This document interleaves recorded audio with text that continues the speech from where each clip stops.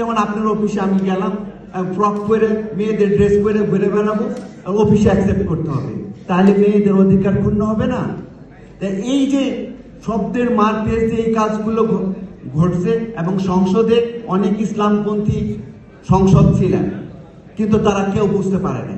তো সেই জন্য আমাদেরকে গবেষণায় অনেক বেশি ফোকাস করতে হবে, এবং এই সেক্টরটা আসলে আমরা অনেক পিছিয়ে আছি। তো আমার জন্য দোয়া করবেন, আর যেন বাংলাদেশের যে আইডেন্টিটি যেটা রক্ষার জন্য যার লেভেলে কাজ করা আসলে আমাদের ইমানি দায়িত্ব। ধন্যবাদ।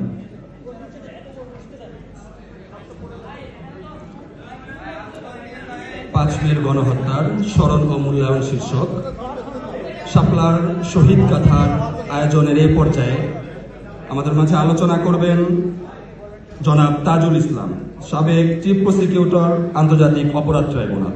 আলোচনা করবেন